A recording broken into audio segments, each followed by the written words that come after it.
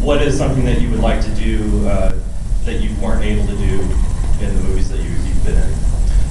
Well, you know, he's a gambler, and you know, as well as being this sort of rogue. I don't know. I always thought that he would go back to running. You know, I always thought of him in the way I think of Steve Wynn, who runs Las Vegas.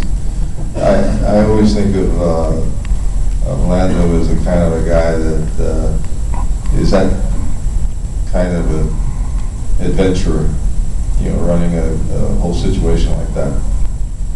Hosting. You know, Okay. Thank you. he has that in his quality. Wouldn't you want to pick up a lightsaber?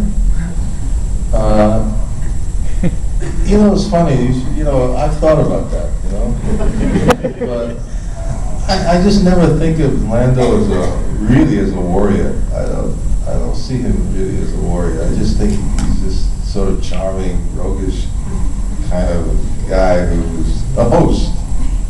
You know, and he has other guys pick up lifesavers. It would go well with your cape, yeah. Well, you can use the cape for other reasons. Maybe Lando's bedroom would have like lightsabers instead of neon. Yeah, that would be pretty good. If J.J. Abrams is listening, that was my idea. Yes, sir. I'm Gary. When filming a scene with Vader, is it pretty underwhelming not hearing James Earl Jones? Not? Well, the voice you do hear is nowhere near what we see on screen. Just wondered if it was pretty underwhelming to actually film it compared to, you know, what you might have expected, you know, when David Prowse was delivering his lines to you, was it as intimidating as it appeared on screen? I don't know, you know, I never really thought about it. I don't know, I never thought about it. Did you notice the difference? I don't remember now. I mean, just looking at Darth Vader, it didn't matter how he sounded. Because he was breathing heavily all the time. But it was just, he's intimidating, just his presence is intimidating. One of my favorite moments is going up against him for about 3 seconds, and I realized that what I was doing. Because you know, you go up against him and it's over for you. I mean, I love that scene with that in the spaceship when that guy was like, Darth Vader was giving him a job that electing. Oh, like just. And the guy was refusing it because he realized that if he screwed up, it would be curtains for him. I was really impressed with that moment.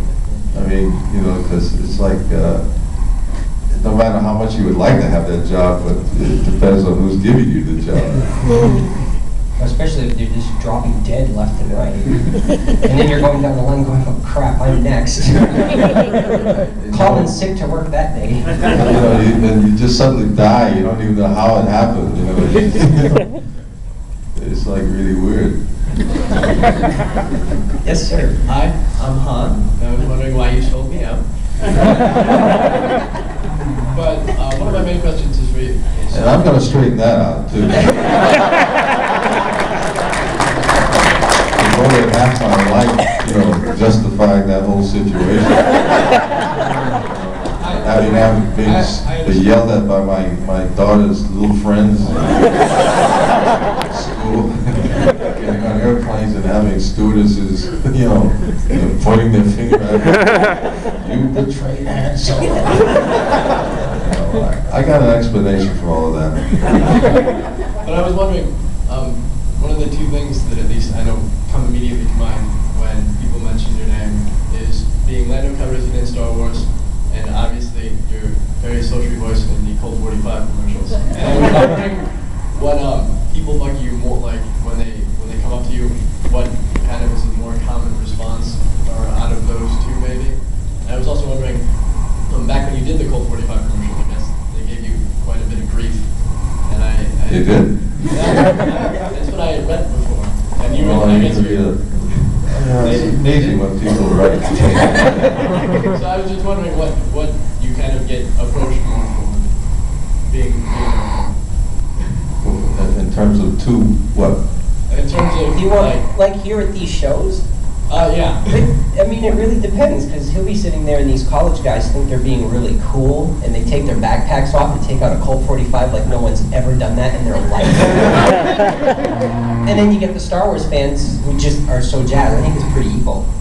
I think he gets recognized equally at these shows for that stuff. Okay. No, I get recognized for a lot of the things. I've had the distinction, I think, and interestingly enough, of being the first in certain situations in my career. So I'm always, you can be number one, but number one is always the kind of a thing that comes and goes, it's fleeting. But if you're like first, that's something really historical about that. So I'm pretty proud of that, really.